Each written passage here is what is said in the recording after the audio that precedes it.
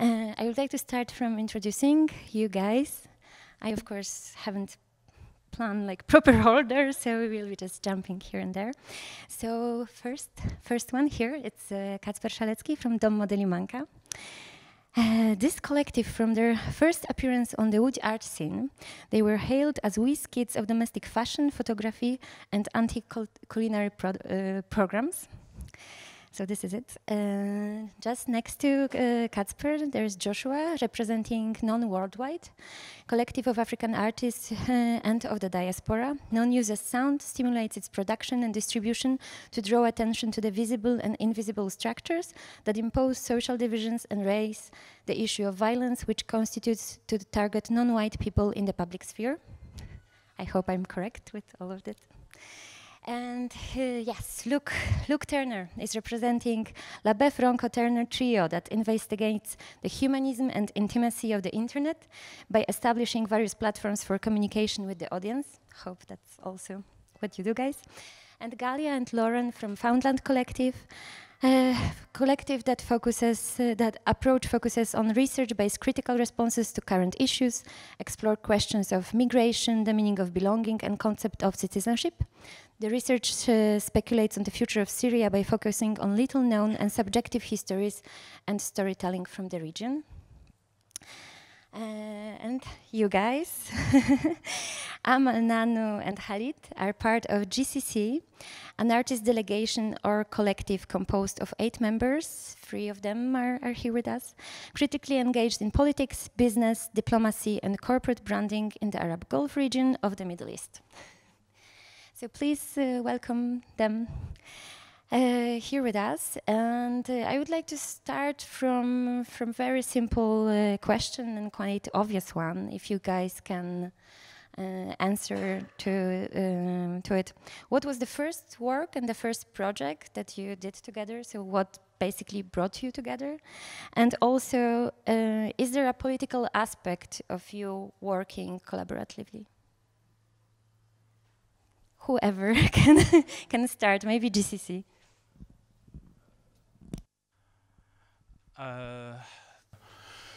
The way we came together was a group of us were asked to participate in talks around a national pavilion for a biennial, and we were kind of discussing the work with the curator, and it was kind of critical of the state's participation in this biennial, and the work ended up the project kind of, they went their separate way, but we decided to continue this project as a group, and that kind of formed the beginning of the collective.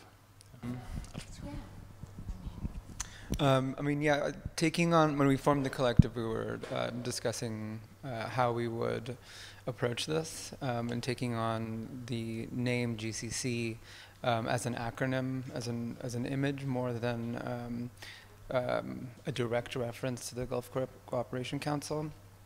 But we were also very concerned at the beginning in terms of being open about the individual collective members publicizing our names, which also has really turned our work into a far more subversive thing, because we have to be very careful about the way we approach these subjects, especially in the countries we live in, and the politics and the monarchs that we're maybe referencing. Did you have any problems with your name? Like your name, the name you adopted, it's also name of something else, something really large and complicated, right? Did you have a problem with using exactly the same name, or some funny stories? Is there something that happened to you because of that? It is funny because GCC is an acronym for thousands of different things. So only recently, if you type in GCC collective, you'll see something in Google, but a few years ago, there was really nothing. But there was, companies like Grupo Cimentos de Chihuahua, or Glendale Community College, or all of these things. So it made us a bit more anonymous, which was something we wanted. Yeah. And I guess in terms of working together, there is something, we started working together in 2013, and we all have different practices. Some of us work individually as artists or as other kind of in other fields as well. But we were living in a context where we're coming from a context where there's a huge investment, very rapid investment in the arts and the whole region, and in fact, the whole of North Africa and South Asia were part of this like huge investment that was happening, and a lot of people were talking about it, and there was a lot of art being made, and there was also a demand for an image to be created of the region, and the whole idea of art and this kind of purchasing of like an art, a creation of an art industry or an art facade was, something that we were really interested in thinking through and resisting the demands that were being asked on many other artists or ourselves as artists at the time for producing the right kind of images or the right kind of commentary that would, I think, serve the purpose or perform to other, like a Western curator or something, yeah. And I mean, there was like the kind of demographic demands from the Western art world, as well as a very kind of hardcore effort from the local governments to create this facade, this kind of cultural boom, this kind of top-down effort. And initially, from the get-go, like the project that we mentioned about the National Pavilion, our skepticism about the subject kind of formed the way we think about our position in general, still to this day. And now I would like to ask Josh how Non came about. Could you tell us the founding history and also what's the politics behind it? It's founded by Chino Amobi and Malika, and Kisi and Angelo. And I think historically, I mean, they'd all been speaking through the internet and then played a show somewhere in Europe. I can't really remember, but I think the first initial thing was Angelo's, it's a mix he made. That was the first thing. But I think realistically, I think it's just been something that's been cultivating for 20 years, probably 30 years between all the artists, you know. So it's kind of, I can't really, I mean, it's founded in 2015, but I can't really say like, what is the first thing, what was the initial project. It's not really, it's more of a mentality than it is like a straight on collective, you know. So maybe for those who are not so familiar with Non as a concept, could you just describe like a purpose of it? The purpose is maybe more correct visibility for artists who may not get the correct, what would you call that? Like,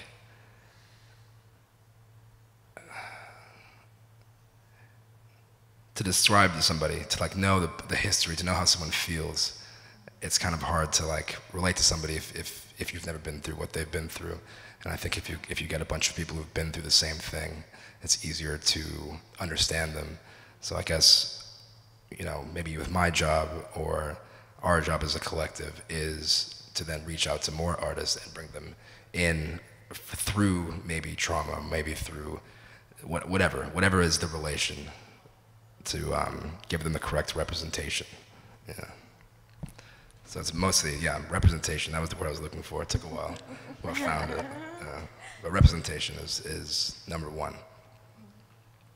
And then I think what helps now is through this representation, we have a platform. You know, we do have quite a large following, and that platform then gives us, or its agency to promote them to maybe larger record labels, or to promote them into fashion, or promote them wherever they need to fit in. I think the collective aspect helps, maybe pinpoint their profession or pinpoint what their talent is. And when you have like a force like presenting it, next thing you know, you have a great record label, or you have a great record deal, or you have you have a family behind you pushing you and supporting you. Great, thanks. And now let's move to smaller groups. You represent a trio, so how the trio came about?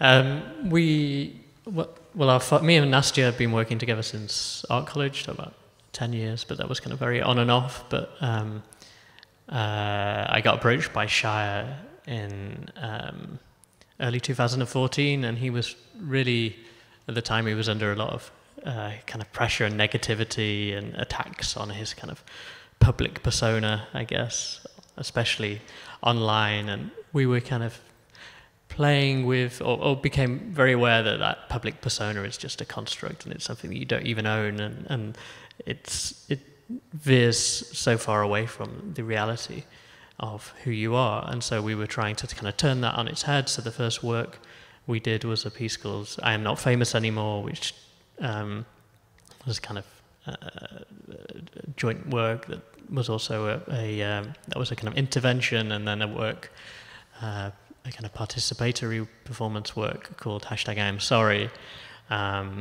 which was actually the first kind of performance work that I'd been involved in, but under kind of Nastya's guidance. She was had a history of doing performance, and I became really it became the most kind of intimate space that we created there, which was like inverting all this negativity and distance from the internet, but also using the network, and it created this kind of feedback loop of accentuating positive aspects. And so our practice from there kind of the direction was to build on that and seek out the kind of positivity and the potential for building communities and connections through the internet and through a kind of public profile that we've been able to utilize. So yeah, I think there's something definitely political about that as well. I think we always try and be kind of radically transparent about what we're doing. We're not trying to make art that's trying to pull the wool over anyone's eyes. And it's all about sincerity and empathy and connection. And I think there's something definitely, that's a political stance in many ways. Kacper, you represent the youngest collective. Could you tell us the story how you guys meet? Okay, we started to do Domu Mody Limanka a year ago. So it's a quite short history. And we started to live together in one flat because of studies, and we've been a little bit bored about the scene of art in the city, so we thought to make something fresh and interesting for us. So the first time we thought we will make clothes and fashion, but later it developed into something weird, and we was making concerts, exhibition, and the first exhibition was connected with the notion of neighborhood. We wanted to meet our neighborhood, and in this mean it was political. And you guys, you've met during your studies, right? So this is how it started. Yeah, we did also meet during our studies, and we've been working together now for 10 years. And it's funny to think of our first project because it's kind of cute. It's really cute. Actually, so yeah, we studied at the design department at the Sandberg Institute in Amsterdam, and Our collaboration came more out of like common interests that we had, more than like we were friends first and then we decided to work together. And actually after our studies we had a kind of conversation between the two of us to discuss our graduation projects. And then we were sort of like, wow, we have so much in common. So basically my graduation project, just really shortly, was looking at NGO imagery that is used in public space in the Netherlands. So typically images of poor black Africa. And I myself, I come from South Africa and I hadn't seen those sort of images before. So it was kind of surprising for me. So I went into an investigation of these images and who made them and why they were made. And Ghalia's project was looking at the kind of asylum, yeah, that's English, right? Asiel in Dutch, experience of someone coming from abroad and seeking asylum in the Netherlands, having herself had also quite some experience with that, and basically mapping all of the prisons where people are located when they come to the Netherlands. So they were both kind of like analytical research projects, which we then formulated into kind of visuals and maps and all kinds of things. So we discussed that, and then we made a graphic novel between the two of us, kind of like ping-ponging ideas. And we also had like a dialogue of our conversation. And so that was presented in our first exhibition, actually, that we did in 2009. But I think it was quite formative for us, and also probably, yeah, I think we pretty much work in the same sort of style. It's very much a personal kind of conversation between us, and thoughts that we're having, and quite, you know, sort of, in a way, we're quite rational and analytical in a sense, and looking at at political ideas from that perspective and how that intersects with personal experience. Yeah.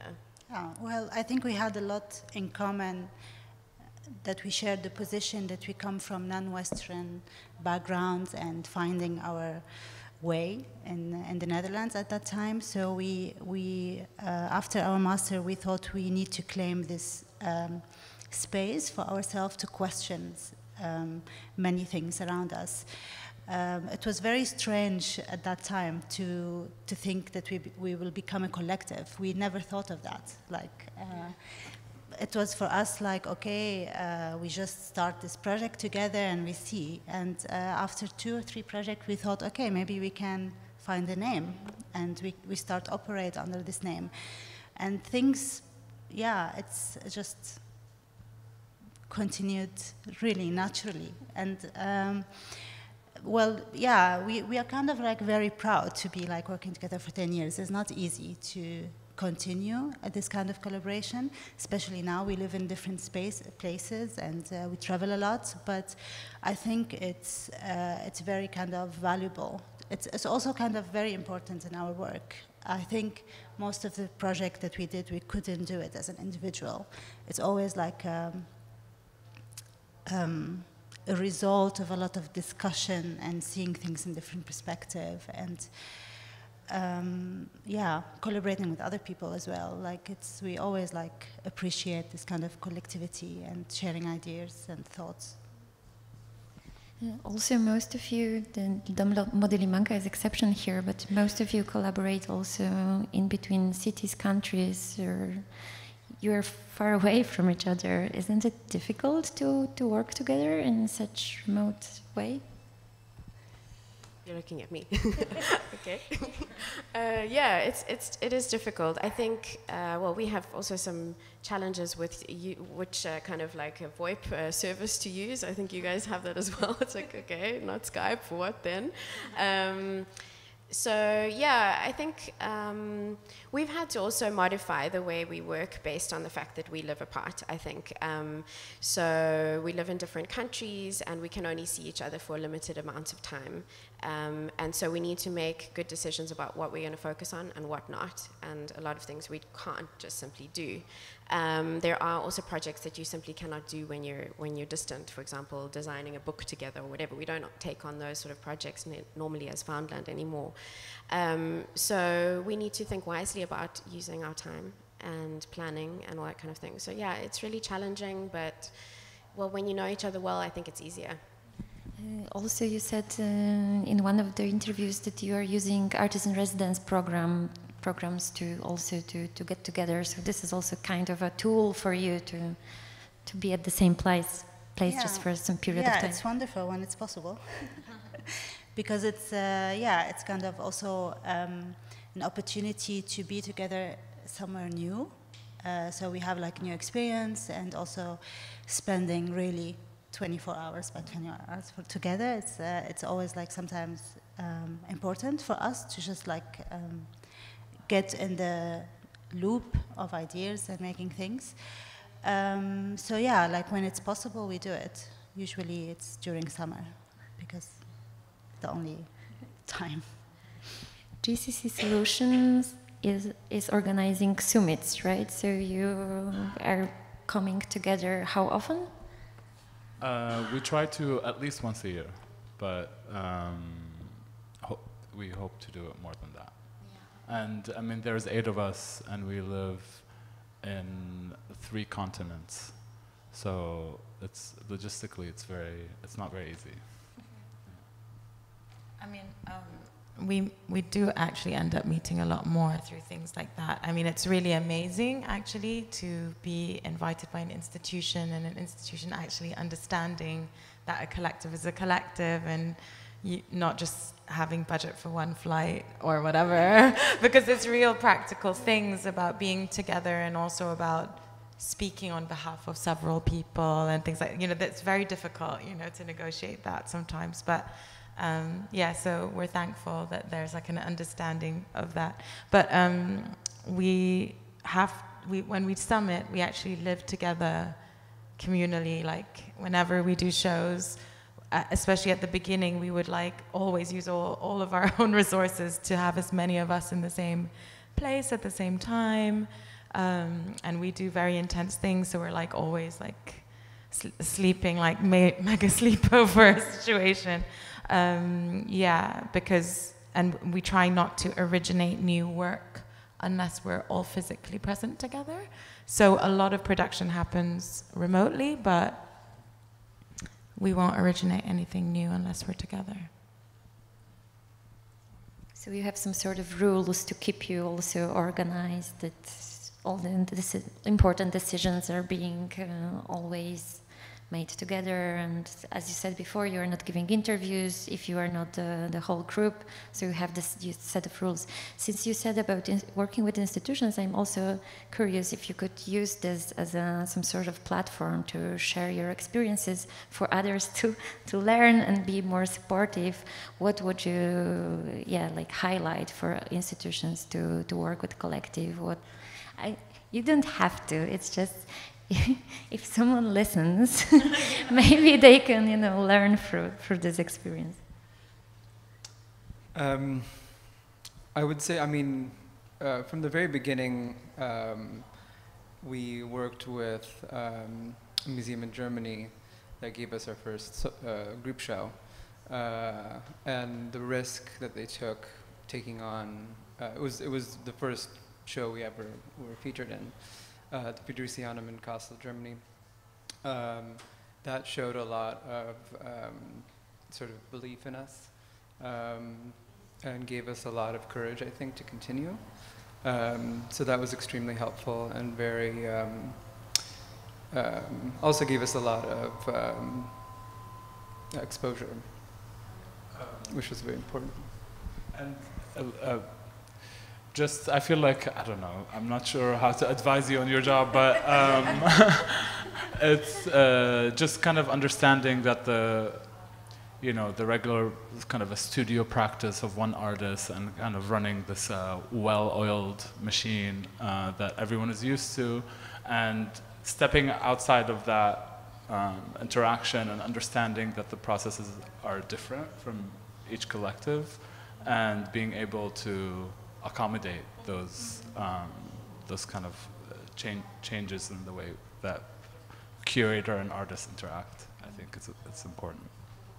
Luke, do you have also some rules in terms of decision making? Or? I guess we just Skype each other kind of every day, and just whenever we have an idea, we'll maybe just Skype one of us, me and Shia, Skype like basically every day, and if you just a bit of inspiration comes to you, but it then I think we know each of us so well that we can send those ideas kind of almost unfiltered, and then, you know, usually like nine times out of 10 it'll be no, that idea is shit, and then you're like, yeah, no, it was shit. But it's to have people that you trust that much to bounce your ideas off so easily seems like quite a rare thing. So but then when we get together for shows and stuff, the three of us are in a room. Obviously, that's easier to brainstorm. But we don't really have any rules other than we don't do anything unless all three of us are kind of in agreement. We never do any kind of majority rule. It's always all or nothing. But we're usually all like working in the same direction, so there's not many disputes. So Good. And Josh, who is making decisions for none? Do you have also some sort of rituals or rules for collaboration? No. Because the decisions are made by each individual, and the collective works, like I said, as each individual carries the collective, because it's everybody, it's everyone. So no, I mean, yeah, I make all the decisions, and so do they, and so do they, and so do they. Everyone makes their own decisions. So I guess in terms of, you know, if you look at the branding aspect of it, yes, I make those decisions in terms of, all right, is it plausible to work with this artist? Is it plausible to do this? Is it plausible to do that? But the same way in Kisi is it plausible to do this festival? Is it plausible to do this show? Same with Angelo, is it plausible to do this? You know, everyone's making their decisions. Of course, you know, from our collective, then everyone has their network of people, because someone has a manager, they have their booking agent, they have their collaborators, they have this. But I think, and maybe this is not a good thing, but there's barely separation between your practice, your personal practice, and now the collective, because the media has now made everything we do part of non. So I'm kind of embracing it, where it's like my personal practice is non, and non is my personal practice, you know? And even if I try to do separate things, it still just ends up tying back into it on all fronts. But I think it's definitely, I'll be honest, we don't speak often. We'll speak maybe through email. I mean, email and Skype, iMessage, definitely. We don't even really speak. It's all images, actually. We speak through images and sound. We don't even really talk. It's all just like, yeah. Like, no, yeah.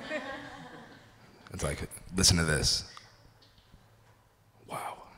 You know, because what's the point of the word? It really isn't. What are we going to decide? There's nothing to decide. It's just kind of like every idea we have, it's like, that's a good idea. And we know if it's a bad idea, we all know it's a bad idea. If someone says yes and 3 people say no, I mean, I guess that's a collective decision, like, no, we're not doing that.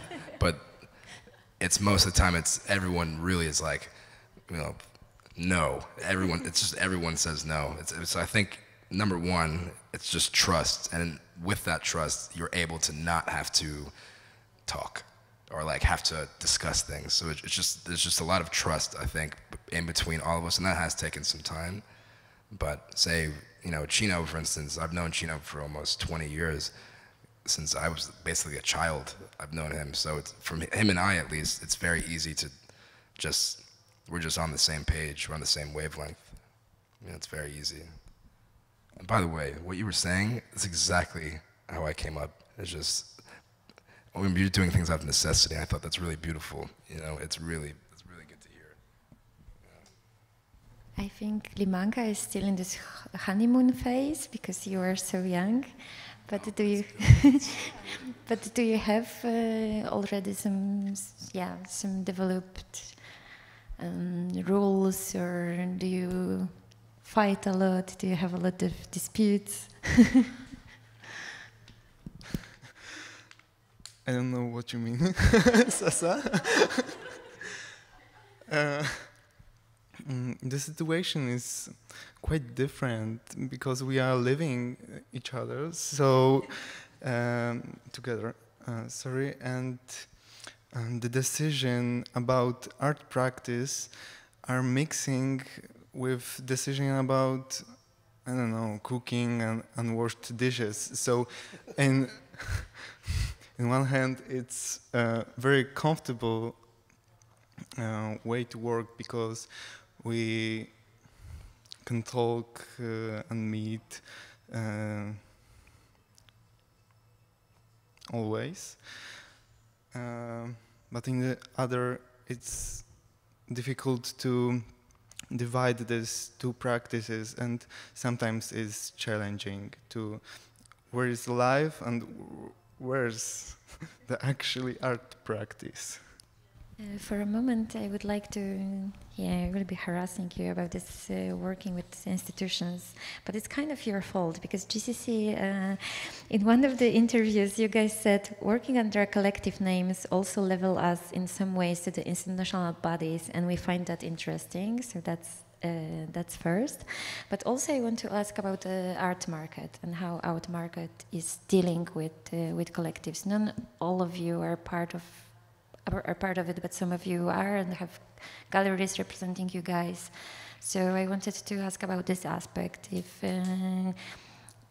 from what I've heard, galleries are warming up to the idea of collectives. They are not so afraid anymore, but also historically there are collectives or duos that were being asked by the galleries or institutions how long you guys plan to work together because they were afraid their authorship issues or things like that. So do you have anything to say in this area? We personally haven't had any of these issues, and I think a big part of that is, like you said, people are kind of opening up to these interactions with collectives, but also at the same time, I feel like there's a demand for collective work. So I feel like that has eased the process in a way. Right? Also, one of our galleries actually works with collectives mostly. Yeah. No, I'm talking about PNI. So they work with like a few collectives actually, and I think that it is really sensitive and it's really challenging. I think because when you work as a member of an institution or something, it is quite difficult to have a conversation with 8 people about the same thing or whatever. So yeah, it takes, I think, special kind of interest with the people that you're working with. It's all very personal relationships as well, because all of us, we are, like you were saying, you're living with each other and you're friends and you have trust and you've known each other for 10 years. And it's the same with us. We have siblings in our group, so there's 2 sisters. A lot of people in the group have known each other since childhood and work together in other ways as collectives. So we're like everybody else that comes into the family is like part of that conversation. I also think there's stronger work in collectives because I think the way, the internet and how we take in information, we can't process as an individual anymore. You need a team of people behind it, and I think people have kind of always worked as collectives, but it was just a hierarchy, and there was a boss and then subordinates. But now we're trying to change it and make it so it's now everyone has a voice. Maybe there might be 1 person or 2 people who speak on behalf of it, but the collective is stronger, and as things are more visible, you need the team to grow because realistically, everyone will go on and do something else. It's natural. You can't work, it's like a family. The family grows and then grows individually, yeah? So you need it. The collective, it's always been there. You just need it. I'm done. We haven't had, I guess, that much experience with the art market and with this thing of being a collective. But I think it took like some time maybe for people to gain trust, exactly because of this reason, like, okay, well, you could just work together after you study, that's nice, but then, you know, you'll go your separate ways kind of thing. So I think after a couple of years, when people start to see that your statement is quite consistent and you're going for, you know, you're on a mission, which we are, so, you know, they kind of see that and acknowledge that, I think. Something else that, Amal, you actually said earlier is that it would be great if institutions could recognize the collective as being more than one person, because it's always an issue that when you're a collective, you get paid a fee, for example, as one person, which is something that I don't know how you guys deal with that, but okay. And that's something in the beginning we were really sort of we had to fight a bit for that, because it's kind of, okay, we're two people, we're not one, so it's not that we eat half as much as, you know, we normally do. So that's something, yeah, I think institutions should probably take into consideration. Yeah, I think that's all that I have to say. Yeah, we've been actually also lucky to start in the Netherlands because we could use a lot of public funding. So we get a lot of money from institutions and cultural institutions to produce work, and we've been very lucky to have their. They believed in us and believed in what in our project and what we want to achieve. But well, moving into like different continents and traveling, we discovered that this is actually just in the Netherlands, or like is also like disappearing. Actually, from the Netherlands, it's very difficult to get any access to public funding at those days. So yeah, so we always like find a way to to produce work, and it's not always easy, but this is something we built up during those 10 years. It's yeah, and recently we start to have those discussions with in the art market with gallerists, and also for us it's kind of like, okay, how to value your work, what kind of price you're going to ask for it, and it's all this kind of discussion. It was a bit new for us because we didn't need to go into that. We just produced what we made, what we thought we want to make. Like, we had this freedom, which was amazing, but that is disappearing. So unfortunately, we need to consider like a different strategy. And also, I wanted to ask you if you had in your collectives and duos this difficult conversation about expiration date. Do you have some sort of idea how long you want to work together, or did you discuss, okay, if we will start arguing, or if this and that gonna happen, that it's done, we are done?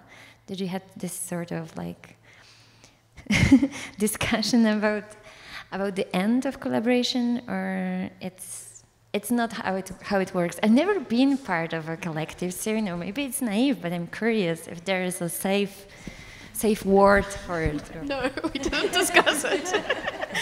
But no, I don't know, maybe it's a good idea actually. Make like a doomsday date.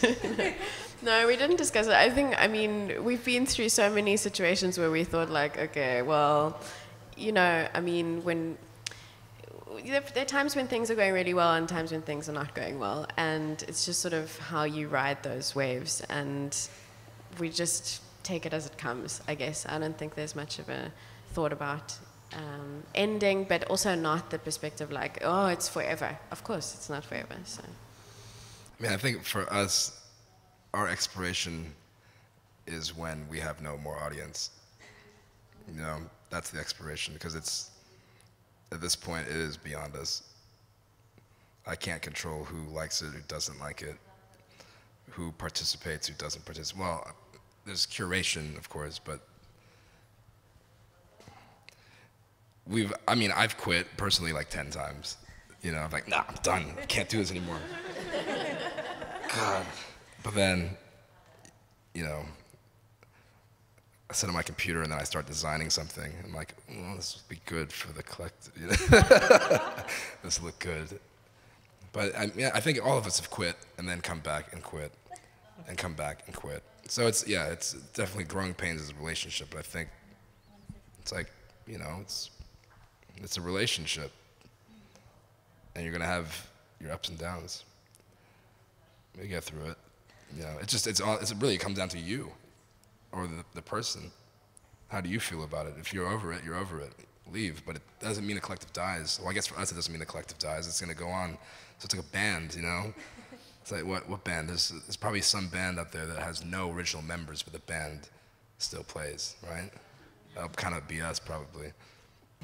Well, I think more important question or interesting question is how open is the collective? Like, we often discuss, like, okay, are we able to, like, have new members, work with new members? I think at this moment it's a bit difficult because, like, it's, but I think maybe in the future we will be more flexible to add more members. So it's not just me and Lauren, and just to, like, make the collective grow and have maybe different direction.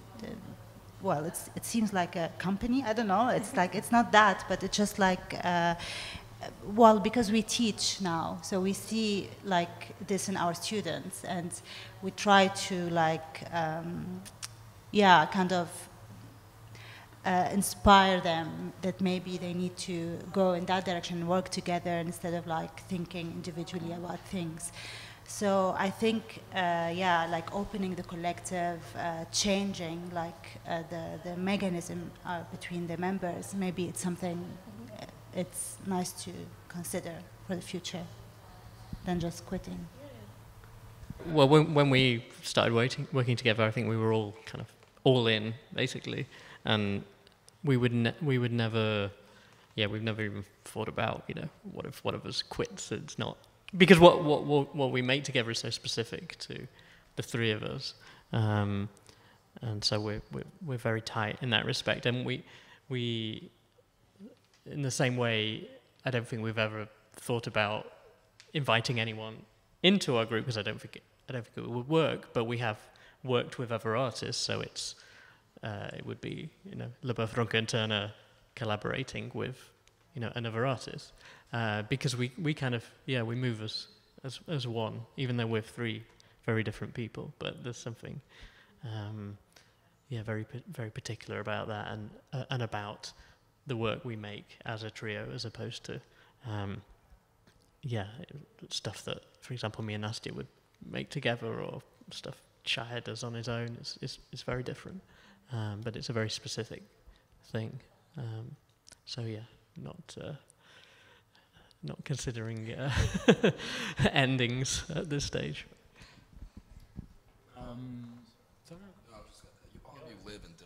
We do, yeah. I'm in London, Shire's in LA, and Nastya's in Finland. So it's, but it is nice. Maybe that makes like a family that you want to keep at arm's length. You know, it kind of enables you to, yeah. Because it's like, especially with, yeah, we're all in different countries. So that's going back to what I was saying, is why we don't get to talk every day.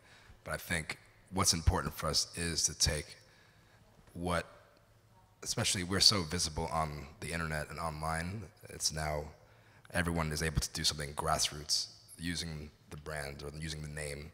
So it's like, say in New York, I do this, Gino does this, and then it's employing people in all of our communities, which I think is help spread this disease.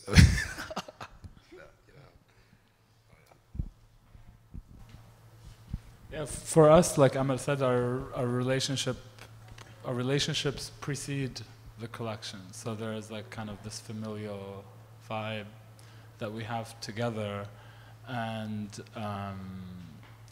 we haven't discussed an expiration date, but I feel like just like how the collective started was based on a conversation, and the way it kind of got its push was because we were lucky enough to have been commissioned very quickly, very early on, like Nanu said.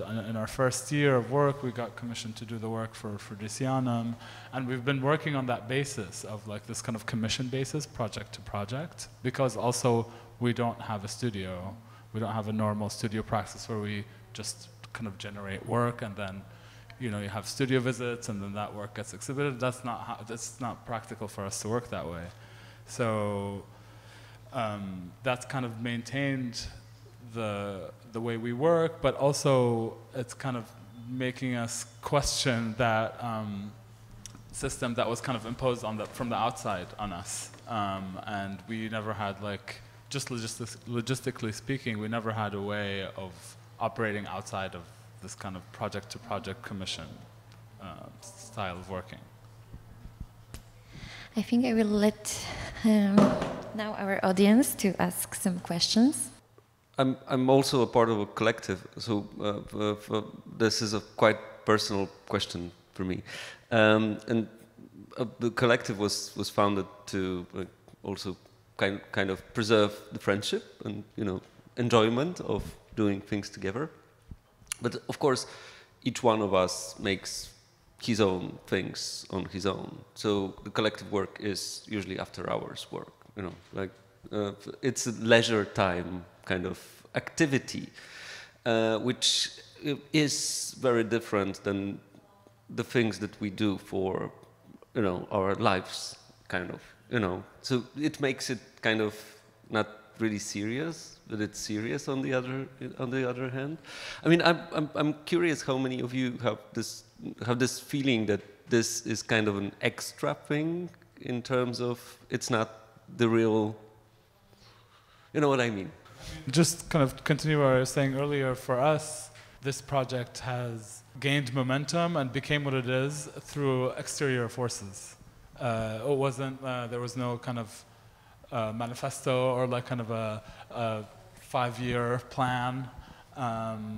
So the sort of the size of the project and how much time it occupies for each one of us has been kind of an accidental thing, and it's kind of, it was progressing year by year in how the sort of our personal work as a, in relation to GCC workload has tilted over time, like I said, through this kind of commission situation that we're in.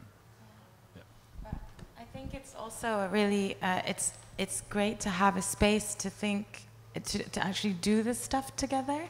And I think pleasure is really important as part of that, and thinking about that, because we're together somehow. And it's really about what happens in that space. And I think that, I don't think it's like not serious. I think it's like both serious. It's almost like it's like 2 sets of work. I was provoking. I think one of the things that we decided early on when we started working is that we would try to keep our work as Foundland quite separate from money earning work, and probably everybody here has the same sort of thing going on too.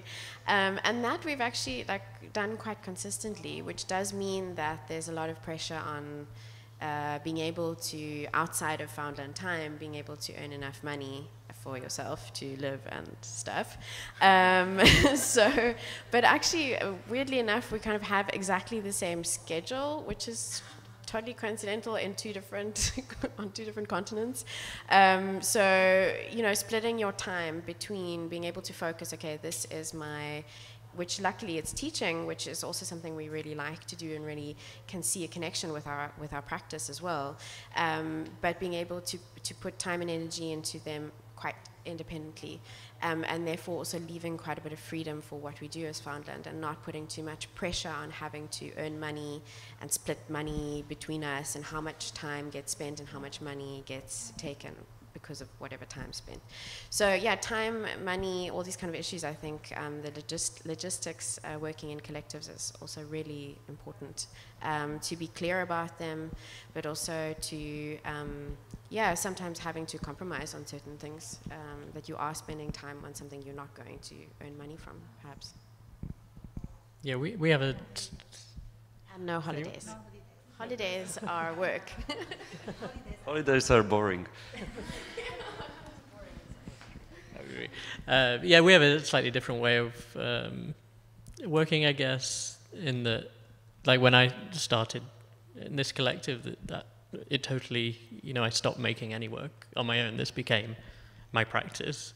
So it takes up 100% of my art making time. And also, there's also the admin side as well. I mean, we operate outside of the gallery world, so which is nice, which is liberating, but also it means there's a lot of practicalities. But Nastya still has solo practice, and Shaya has his acting practice. But yeah, this is 100% of. So hopefully, I think it's only got more serious, I think, as we've because you feel an obligation as well in a collective. I think to everything, as you were saying, everything has to be kind of is a standard. You don't make any crappy work in a collective. Hopefully.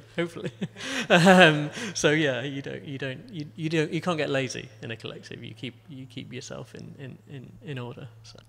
Just for my short attention span's sake, can you repeat the question? Just like the collective. If there was a question, is it leisurely? In fact, because for me, no, it consumes everything, most of my time. But without it, I wouldn't even have work, because this collective and how much I do with it, it doesn't really bring in money, but it's allowed opportunities that bring in a lot of money. But then that amount of money goes back into the collective, which then generates, I can do more and more and more and more. And so, say with this project, like a lot of the money is going to, or most of the money is going to an orphanage in the Congo. And then I just started another project, which in Brooklyn, they're young children learning to use electronic music equipment. So the school that's starting that, they want to move to the Caribbean in Puerto Rico. And, it's the balance between the work, my personal work, which I don't have a real job. I haven't had a real job in, I don't know how many years now. But, I'm a high school dropout. Like, I never went to college. I cooked, I washed dishes. The collective saved me, I'm not able to be my fullest form. So I can't say that it's leisurely. It's not. It was maybe born out of leisure, but I think it's almost necessity at this point. Without it, I probably would just go back to washing dishes. But no, it's what the collective has allowed. It's gotten me in so many doors, like being able to talk to corporations and trying to invigorate something in corporations, like maybe change their ideas of what their practices are, or even say with gallery owners, or I don't know. I've met a lot of people through this that I never thought I would meet or have the opportunity to. So I'm definitely grateful, very, very, very grateful for it. And yes, it does eat up my leisure time, but what really is leisure? I don't even know anymore.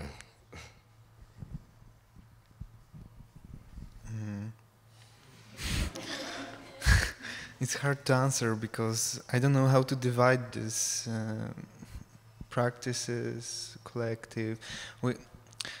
In our group, a lot of us has individual works. For example, no, I don't mean job, but your artistical practice. For example, you are a painter, and Tomasz is a fashion designer, and I'm the photographer. But the balance between this, our individual works and the collective works, is melting because we are living together, as I said. And this leisure activity for us is the extra activity, which is appearing through the collapse between us, something like that. Thank you, everyone. Thank you so much for being here with us. And we still have part of the evening together, so I hope the conversation will continue. Thank you.